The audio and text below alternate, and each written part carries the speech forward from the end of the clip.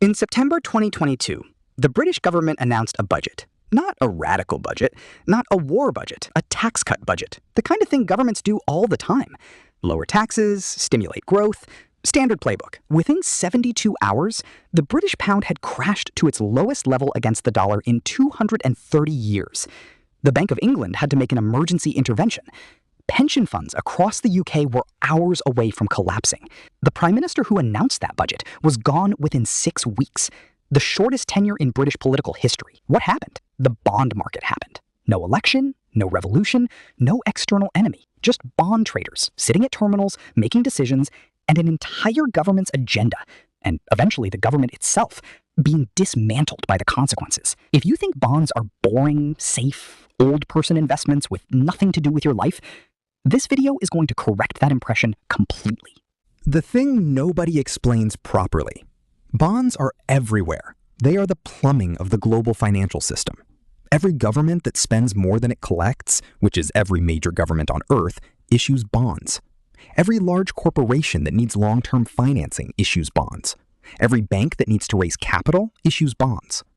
The global bond market is worth somewhere around $130 trillion. The global stock market, the thing everyone actually pays attention to, is roughly half that size.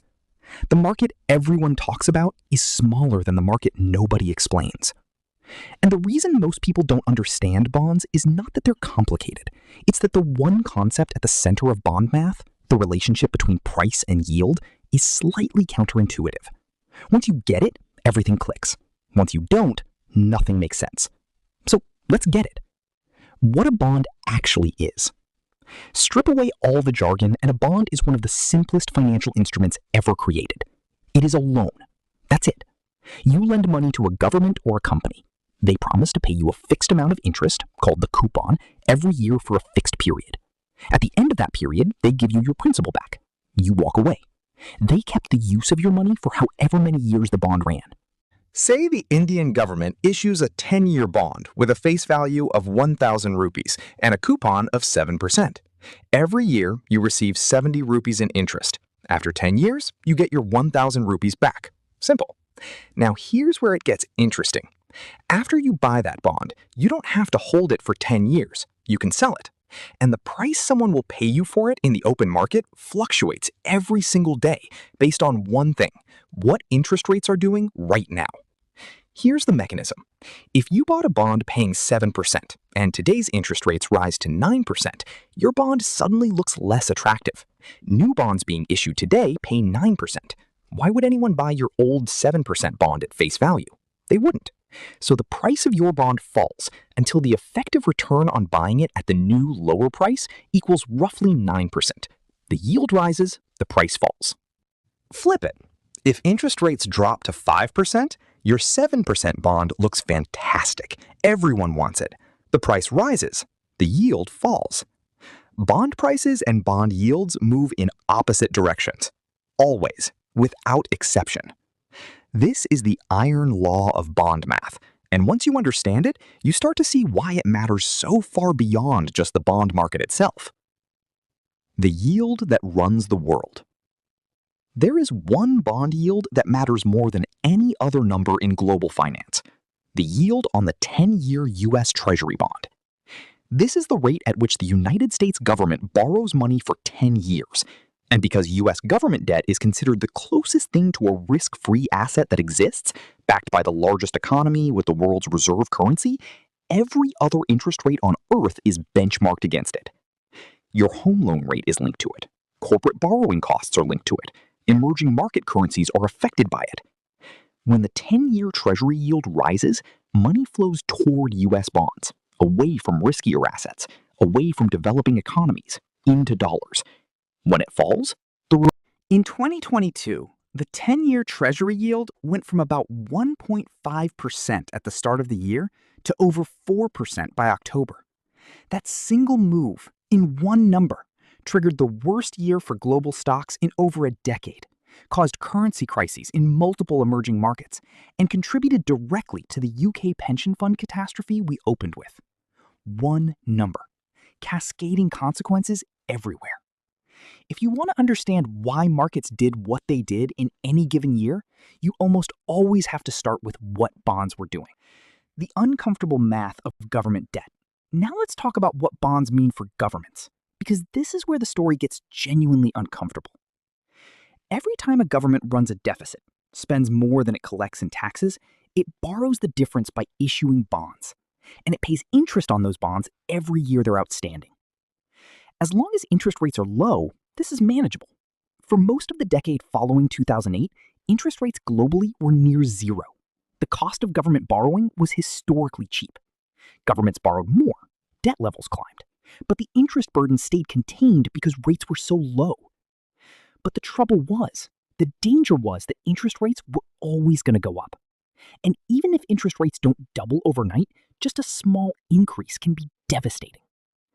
In 2022, the 10-year Treasury yield went from about 1.5% at the start of the year to over 4% by October.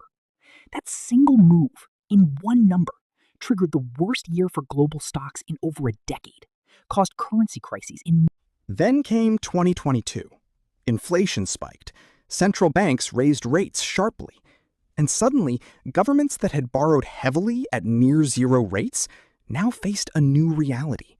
As old bonds matured and needed to be refinanced, new bonds would have to be issued at much higher rates. The US government's interest payments on its debt crossed $1 trillion annually in 2023. $1 trillion a year, just in interest. More than the entire US defense budget, more than Medicare. A number that keeps rising as more old low-rate debt is replaced with new high-rate debt. This is not a partisan point. This is arithmetic. And here's the part that creates a genuine structural problem. When a government's interest costs rise faster than its tax revenues, it has to borrow more just to pay the interest on what it's already borrowed. The debt grows not because of new spending decisions, but because of the math of compounding interest on existing debt. Economists have a term for the threshold where this dynamic becomes self-reinforcing and hard to escape. They debate exactly where that threshold is, but they agree it exists. Several governments in history have crossed it. None of them came out the other side without either severe austerity, significant inflation, or some form of default. The signal nobody wants to hear. Here's the thing about bond markets that makes governments deeply uncomfortable. Bond markets have opinions, and they express those opinions in prices. When a government announces a policy that bond traders believe will increase borrowing without credibly increasing growth, they sell. Bond prices fall, yields rise. Borrowing costs for that government go up immediately, automatically, without any democratic vote or regulatory intervention. James Carville, a political strategist for President Bill Clinton in the 1990s, once said, and this quote has aged remarkably well, that if he could be reincarnated, he'd want to come back as the bond market, because then he could intimidate everybody. That was 1994. In 2022, the UK found out he wasn't joking. The Truss government's mini-budget proposed unfunded tax cuts of around £45 billion. The bond market's response was immediate. Gilt yields, UK government bond yields, spiked. Pension funds that had complex leveraged positions tied to those yields faced margin calls. The Bank of England had to step in with emergency bond purchases to prevent a cascade of forced selling that could have frozen the UK financial system. The government reversed almost the entire budget within weeks. Then the Prime Minister resigned. No opposition party brought them down. No protest forced the reversal. The bond market made its assessment. The government complied. What this means for you, even if you own no bonds. By now, you might be thinking, this is all interesting, but I don't own bonds. I have a savings account.